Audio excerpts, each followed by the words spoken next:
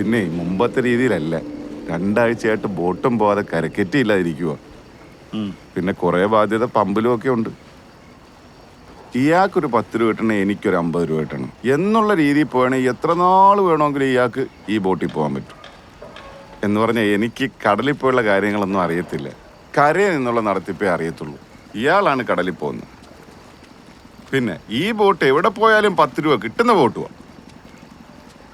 എങ്ങനെയാലും ഈ ബാധ്യതകളൊക്കെ ഒന്ന് തീർക്കണം. സാഹചര്യങ്ങളൊക്കെ എനിക്ക് അറിയാമല്ലോ. ഞാൻ ഒരു ടൈം പോയിട്ട് വരട്ടെ, നിങ്ങൾ നോക്കാം. എന്നാ പിന്നെ സ്രാങ്ക് കയറി തിരികെത്തി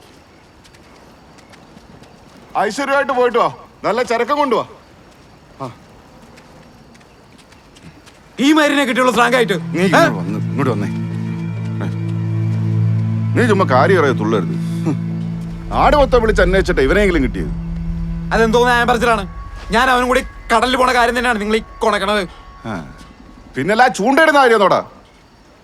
ഇതാ ഇപ്പൊ വന്ന എടാ നീ ഉണ്ടെന്ന് പറഞ്ഞപ്പോ അവൻ ആദ്യം വരുന്നില്ല എന്ന് പറഞ്ഞതാ.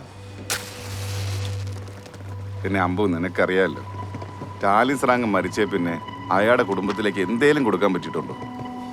ഇത്രയും നാള് നീ അങ്ങേരോടെ ചരിക്കാൻ പോയല്ലേ, നീ എന്തേലും കുന്തം കൊടുത്തിട്ടുണ്ടോ? ഒരു പറയും ചെയ്തില്ല.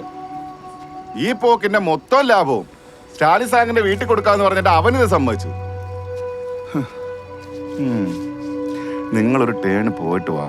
സ്രാങ്ക് എങ്ങനെയുണ്ടെന്ന് നോക്കാമല്ലോ. ഒക്കത്തില്ല അടുത്ത ട്രെയിനിന് വേറെ ആളെ വയ്ക്കാം. ഈ ഒരു പൈസക്ക് അടങ്ങടാ. ഇങ്ങോട്ട് പാടാ പിള്ളേർ.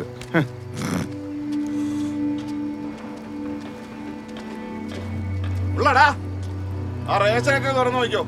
അതെ എണ്ണയില്ല പറഞ്ഞ് ഉച്ചക്ക് തിരിച്ചു വരാൻ നിൽക്കില്ല.